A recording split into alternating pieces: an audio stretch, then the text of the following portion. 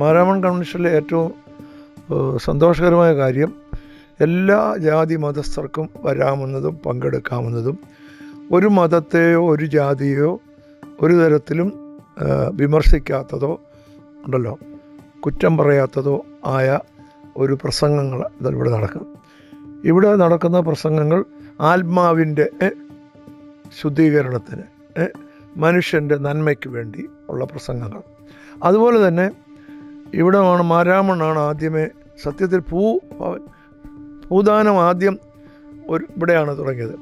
അന്നത്തെ മാർത്തോമാ സഭയുടെ മെത്രാപ്പോലിത്ത യോഹന്നാൻ മാർത്തോമ്മ മെത്രാപ്പോലിത്ത അദ്ദേഹത്തിന് പാർക്കുവാനായി ഒരു വീട് ഉണ്ടാക്കിയപ്പോൾ അതിൽ താമസിക്കണമെങ്കിൽ തന്നെ മറ്റൊരു ആൾക്ക്, ഒരു പാവപ്പെട്ട ആളിന് വീട് വെച്ച് കൊടുത്തെങ്കിലേ താമസിക്കുള്ളൂ. ഭൂദാനം, ഭവനദാനം ഇതിലൊക്കെ സഭ ഗവൺമെൻറ് മുൻകൈ എടുക്കുന്നതിനേക്കാൾ മുൻകൈ എടുത്തിട്ടുള്ള.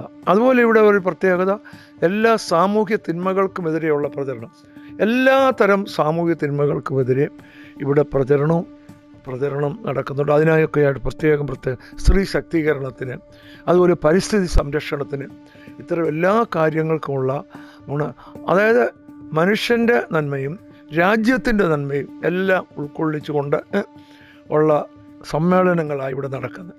എൻ്റെ അഭിപ്രായത്തിൽ ഇതൊരു രാഷ്ട്രനിർമ്മാണ പ്രവർത്തനമാണ്.